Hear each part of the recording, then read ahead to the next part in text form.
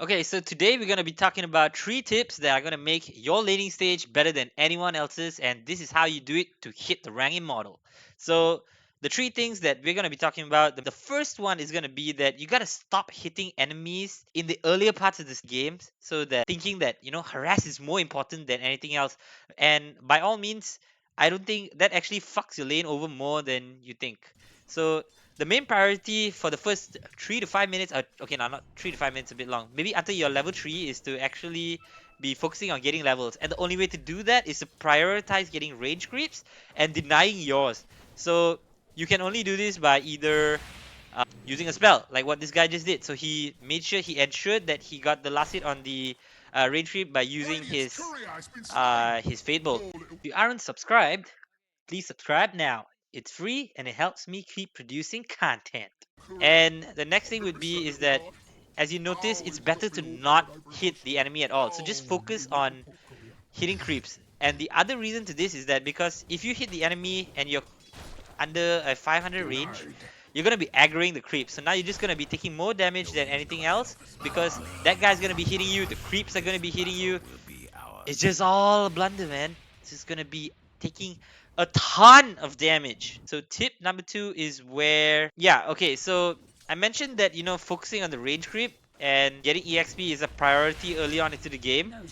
The reason to this is that a lot of heroes peak at level 3 instead of level 1 or level 2. So it's better to focus on getting to that level and then putting up the aggression. All these tips actually, they are linked together, and this will help you improve your laning stage by a ton.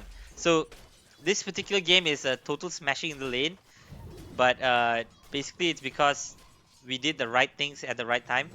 Like, as you can see, I'm not going directly after the slug. I'm just hitting him whenever I can. If he hits first, then I'm gonna hit him back. So naturally, I win that. Here's a misplay. Should have stunned earlier, but you know, even pros make mistakes. Haha. Not that I'm a pro. Maybe. But yeah. So basically, focus on the range creep. Use your spells to get it. So that's tip number 2. And the final tip is actually to try to freeze the lane towards closer to your tower than to the enemy tower. Unfortunately, with Sand King, with his innate ability where he has Caustic Finale, you tend to push the wave a lot.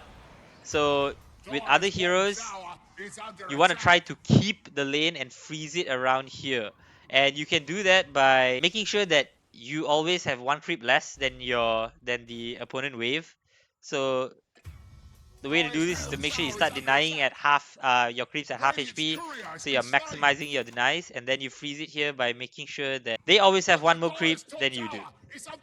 So that's your 3 tips on how to win the offlane, and I'm sure if you do this, you're guaranteed to be climbing MMR if you're below Immortal. And this is the way to get into Immortal lah. And I'm pretty sure even after that it actually works.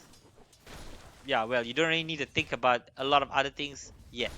But I will be releasing some hero guides related to using these tips because, it varies from hero to hero as well. Like, a Sand King plays a little bit different from a Slara. A Slara doesn't really shove waves so much. Sand King has Caustic Finale, so it does. And so, peace out, guys.